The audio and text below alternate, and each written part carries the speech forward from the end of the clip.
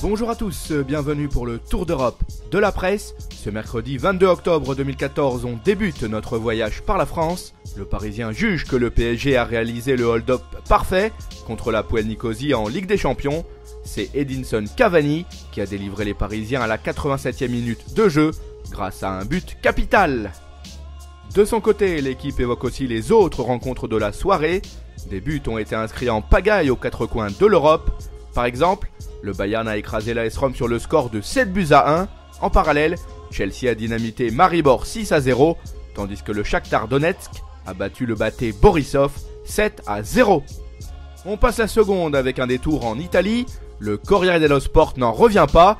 Il faut dire que les Giallorossi ont été transparents contre les Bavarois au Stadio Olimpico. Après ce revers 7-1, l'entraîneur Rudi Garcia a reconnu que lui et ses joueurs ont pris une sacrée claque face à des Allemands qui étaient meilleurs dans tous les domaines. Pour sa part, Tuttosport estime que Carlos Tevez pourrait encore être le sauveur de la Juventus face à l'Olympiakos ce soir. Les Bianconeri doivent impérativement gagner face à l'écurie grecque.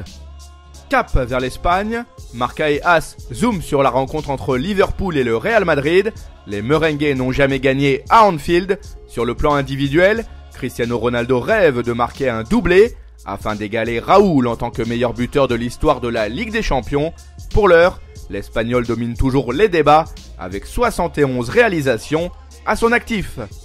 El Mundo Deportivo quant à lui encense le FC Barcelone. Les Blaugrana ont battu l'Ajax Amsterdam 3-1.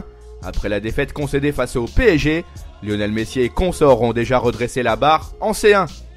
On traverse la Manche et on débarque en Angleterre. Le Daily Mirror relaye les propos de Steven Gerrard avant l'affiche entre Liverpool et le Real Madrid. Le milieu de terrain a indiqué qu'il aurait pu signer à 2 reprises chez les Merengues dans le passé, mais Stevie G avait refusé de quitter son club de cœur. Dixit le Daily Express. Sir Alex Ferguson a confié que les dirigeants de Manchester United n'auraient pas dû nommer David Moyes.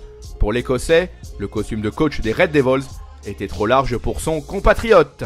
Voilà, ce tour d'Europe de la presse est terminé. On se retrouve très vite pour une nouvelle édition. En attendant, vous pouvez consulter en temps réel l'actualité sur le site de Top Mercato. Nos applis pour mobile et tablette, de même que nos pages Facebook et Twitter, sont aussi à votre service. À bientôt!